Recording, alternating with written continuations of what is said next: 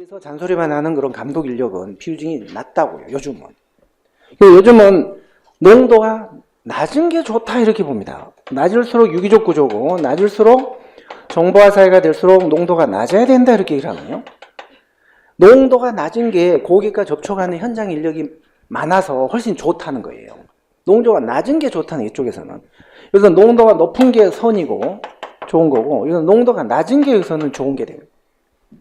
특히 바로 이번에 현대적 입장 보시면 세 번째 줄, 정보화 사회나 유기적 구조일수록 지원 계층의 인력보다도 현장에서 고객과 접하는 현장 인력의 비율이 많기 때문에 농도가 낮은 게 더 좋다는 시각이 더 지배적이에요. 그래서 옛날에 기출문제는 두 문제나 1번에서 나왔어요. 1번. 근데 이제 그 옛날 문제고 10년 전 이런 문제고 그 사이에는 안 나왔는데, 이게 앞으로 나온다면 이제 농도는 자고한 유기적 구조나 그런 정보화사에서는 농도가 낮아진다. 그리고 농도가 낮은 게 더 좋다는 이제 이런 뜻으로 보셔야 돼요. 앞으로 나오면 그렇게 나올 수 있으니까요. 그건 조금 조심하셔야 될 것 같아요. 이제 나머지 안 보셔도 됩니다. 559쪽 문제를 하나 볼게요. 8번 문제를 한번 보겠습니다. 8번. 이게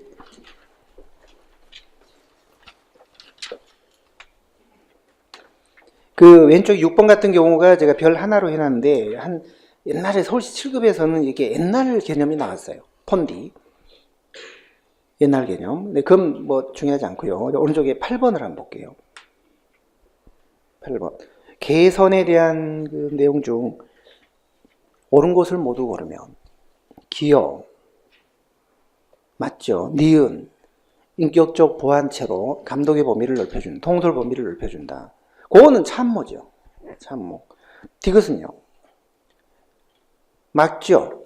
독단적 결정, 그리고 엄격한 계층 구조에 입각하기 때문에 이 개선은 대체로 좀 경직성이 높아요. 참모보다. 그 다음에 리을. 그거는 참모죠. 그러니까 기역, 디귿은 개선이고, 니은, 리을은 참모의 특성입니다. 자, 그러면 405쪽 8번 위원회로 넘어가도록 할게요. C급의 100분의 30입니다. 조금 더 중요합니다. 자, 오른쪽에 날개 있는 표 조금 중요하고요. 로마 3번은 상당히 중요합니다. 위원회 유형, 이게 이제 좀 자주 나오고요. 자문위원회, 행정위원회. 다음 쪽에 주의를 보시면, 근데 위원회 유형을 딱 두 개로만 나누는, 법에서는 그렇게 나누고 있지만 학자들은요 3원설도 있고 4원설도 있어요. 이게 좀 문제예요. 근데 요즘에 3원설이 학자들이 많이 관심을 갖는 모양이에요. 그래서 왼쪽 날개에 제가 3원설에 입각하여 표를 하나 만들어 놓은 게 있어요. 그 밑에 표는 4원설이에요. 네 가지로 나눌 때 유형이에요. 근데 법에는 딱 두 개로만 나누도록 돼 있어요. 앞쪽 날개에 있는 도표인데요. 자문위원회, 행정위원회, 이게 두 가지로, 이게 2원설이에요.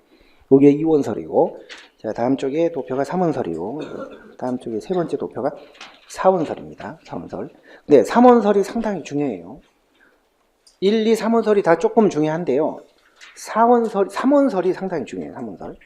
그리고 로마 4번 위원회 장단점 조금 중요하고요.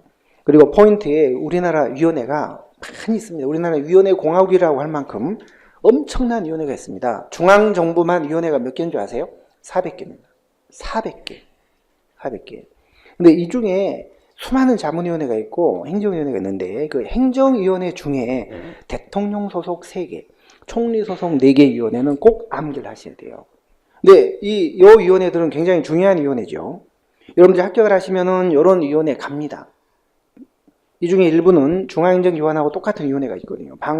방송통신위원회 같은 거, 국민권익위원회, 금융위원회, 이런 것들, 공정거래위원회 다 가잖아요. 중앙행정기관하고 똑같아요.